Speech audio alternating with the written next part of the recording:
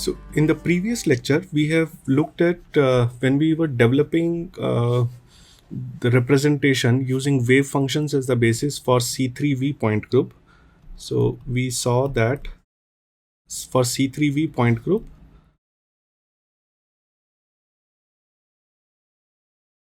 when we took wave functions as basis, that is Px and Py, what we got is a 2 cross 2 matrix, right?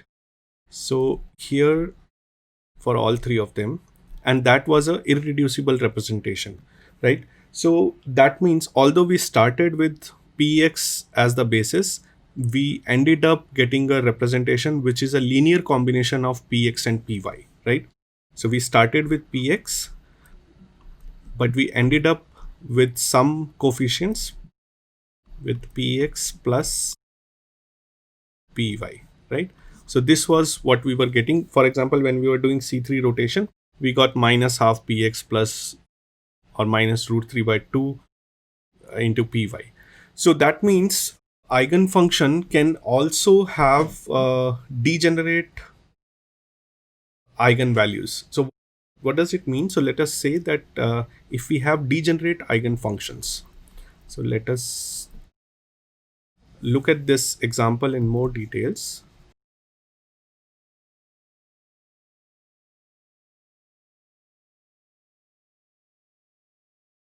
Degenerate eigenfunctions. Okay, so suppose E is our energy of a particle or a system is k-fold degenerate.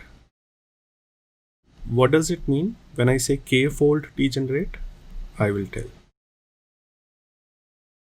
So that means that if my psi I can be expressed as a linear combination of psi 1, psi 2, of course with coefficients c1, c2, c3 psi 3 plus ck psi k, and if h psi 1 is equal to E psi 1, H psi 2 is equal to E psi 2, and so on. So then I can say that H psi I is equal to E psi I, right? So all of them will give you same energy, and then there, if let's say there are multiple eigenfunctions which give me same energy, then if I take a linear combination of those eigenfunctions, that would also give me the same eigenvalue, right? So this would be, so in this particular equation I would say that my E is k-fold degenerate. Like in this case, we found that our representation is two-fold degenerate, where px and py were giving me same eigenvalues, right? So similarly, now we are considering a case of k-fold degenerate, right? Okay, so let us further look at this. Let's say if we have r psi I can express this as a linear combination. So this can be written as r j I and psi j, where j goes from 1 to k, right? Because my E is k-fold degenerate, so I can express my psi a into k linear combinations of different eigenfunctions. And R is any particular symmetry operation, right? So this is a symmetry operation. Okay. So now similarly for any other symmetry operation, I can again write. So for some other symmetry operation, let's call it as S. I can write S psi. Now let's call it as some other index psi L. This can be written as summation m goes from 1 to k So I'm just using different index just to keep it different from the previous one. Psi m, right? So now R is a symmetry operation which is acting on a linear combination of eigenfunctions which are degenerate, and then S is some other symmetry operation which is acting on same linear combination going from 1 to k, and these are the corresponding coefficients of linear combinations, right? Not the coefficients here, so these are the corresponding characters actually. Upon doing, when R is operated, whatever character you get corresponding to each eigenfunction, this is the corresponding character, right? Okay, so now we can say that since R and S are members of a group, there must exist, as per group definition, there must exist product of R and S equal to T, which should also follow the similar behavior, right? So that means effect of T on psi should also be similar. So let us try to write down T, let's call it as psi n is equal to summation T, and let's give it as a index O. O goes from 1 to k, and this would be psi O.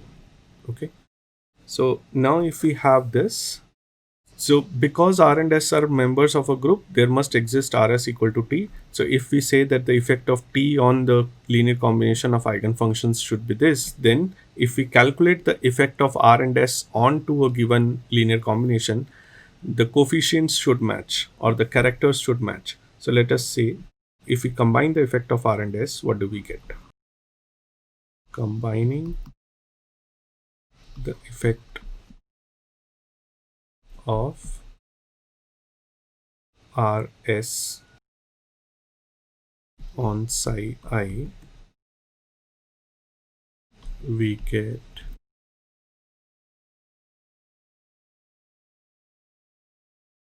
psi I is equal to, so let us first operate S and then we will operate R. So if we operate S, we will get summation j equal to 1 to k, and we will get small s ji, and we will get psi j, right? So same way, so what we have done is we have just operated s onto psi a. Now next we will operate R onto psi j, so that will give us, or I'll just write it here, that I can take the summation out, j equal to 1 to k and sji, and I will now bring R into picture, psi j, right? So that R can operate onto this. And what do I have now? So then now I can write summation j equal to 1 to k, and I have sji, and now I can write this as another summation.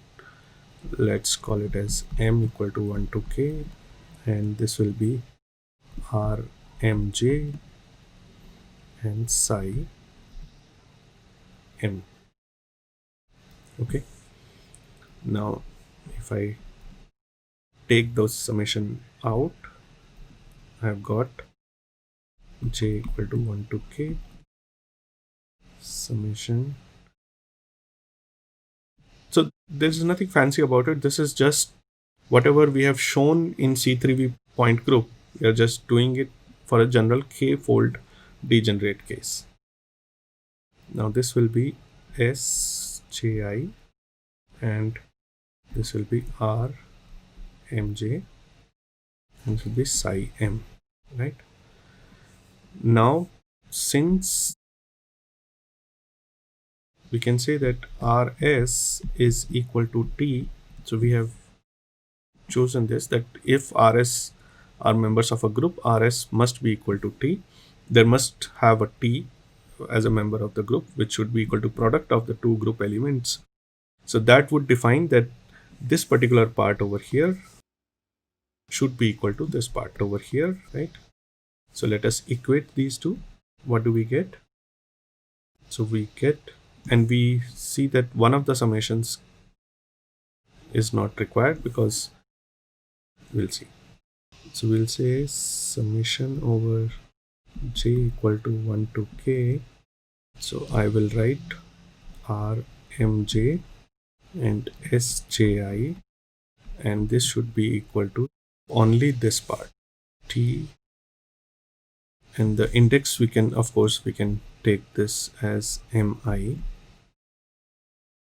So do not get confused about the index. So indices, I'm just choosing that one. It's showing that all the linear combinations should go from 1 to k for different values. So indices don't have really any meaning over here in terms that what they are representing, that they're representing it's a k-fold degenerate case. Okay, so now if we look at this particular case, what do we have? What can we say about this? So TMI, what do we think? What is TMI? So TMI is nothing but it's a form of a matrix, or this expression is for the elements of a matrix T, which is the product of R and S, right? So if I want to write a general matrix element T, which is the product of the matrix R and matrix S, then I would get this expression, right? Thus, we can say that thus the matrices R, S, and T together they form a matrix representation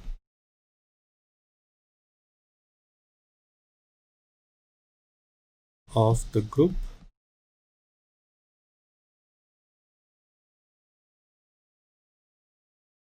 when the bases are a set of k-fold degenerate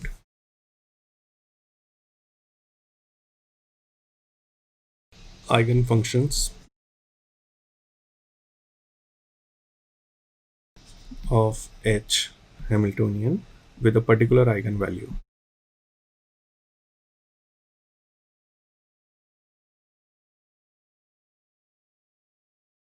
So thus that will be a k-dimensional representation.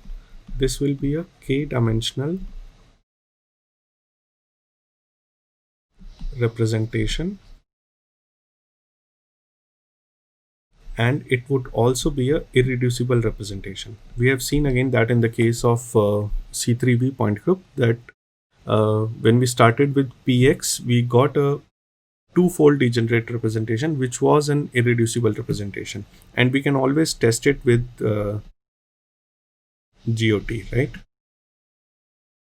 So that should be clear now. So what we have shown, so we started with an example of two-fold degenerate case, and we have shown that the same thing can happen for k-fold degenerate representation. So whenever your eigenfunctions give a k-fold degenerate eigenvalue, the IR representation that you will get using those wave functions or eigenfunctions as the basis set, that will be k-dimensional representation, and it will be a irreducible representation.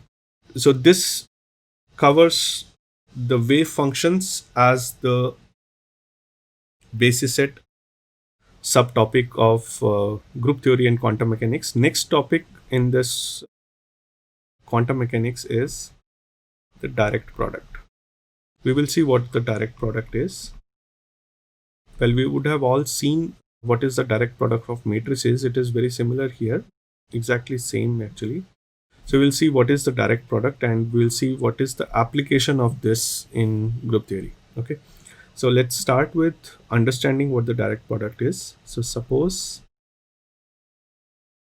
that R is a symmetry operation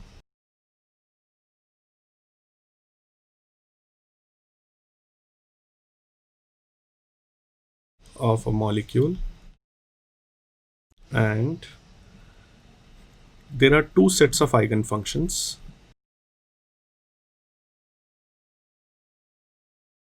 that form basis of the group.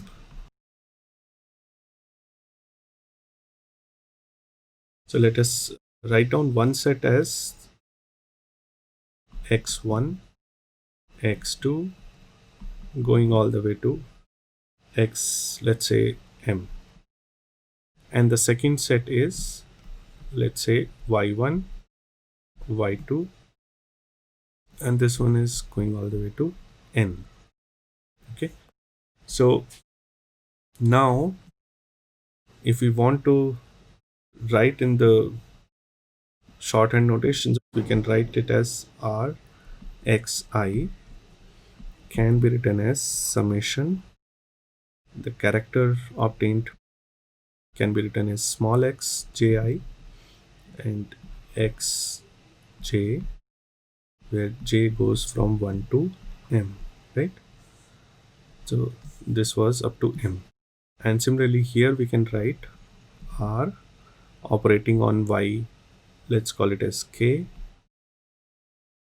This can be now written as summation small y lk, where L goes from 1 to n, and I have YL, right? So now how do we write the direct product of this? The direct product of the two basis sets is given by, so direct product we can write it as, let us say direct product as, so what you have to do is basically multiply each element of the basis set with the other each element. So that is x1 y1 comma x1 y2 x1 y3 going all the way to x1 yn. Similarly we have x2 y1 x2 y2 going all the way to x2 yn. Again similarly we have xm ym. So each element of the basis set is multiplied with each element of the other basis set. That gives you the direct product of the two basis sets, right? So now what we will show here is functions, maybe call them as perhaps eigenfunctions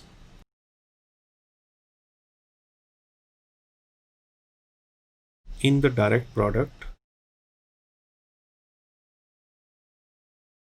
also form a basis for the representation. So what do I mean? So what I'm saying is that if the set of representation, that is, or set of eigenfunctions x1 x2 x3 form a basis, and y1 y2 y3 etc. form a basis, then their direct product will also form the basis of the representation. What is the use of that we will see, but let us first see that this is the case. So let's try to do this mathematically. So xi, a general product here, can be written as yk, and now if we apply r onto this, what do we get? We'll get two summations and we will get two characters over here, right? R will be applied on x as well as onto y. So we can say that this is ji and xj. So that means there will be summation of j equal to 1 to m, and then we will have y lk y l. So this summation will be going from L1 to n, right? Now I can combine these two numbers and write summation j goes from 1 to m summation L goes from 1 to n x ji y lk xj and yl.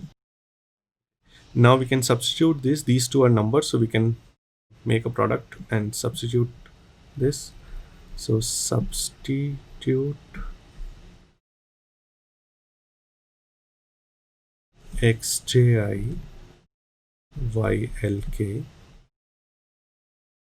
with z,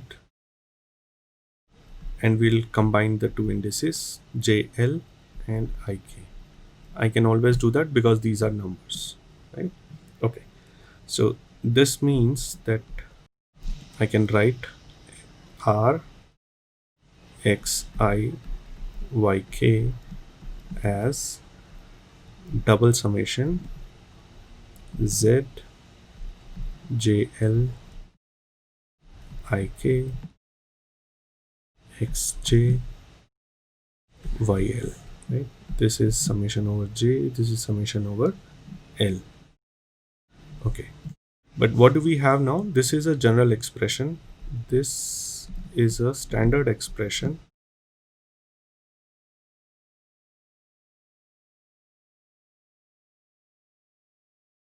relating symmetry operation and eigenfunction, right?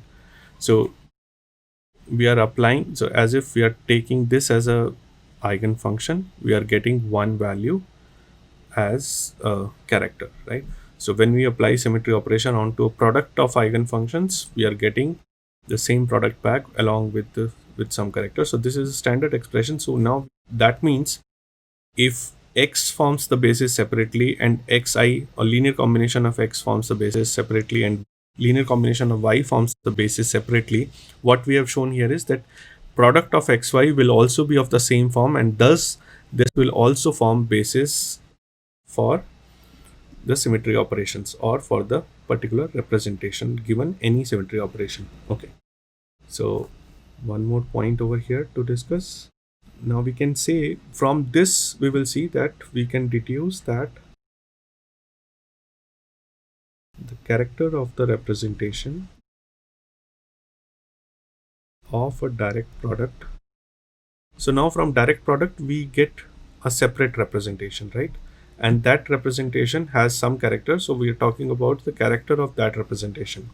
So character of the representation of a direct product are equal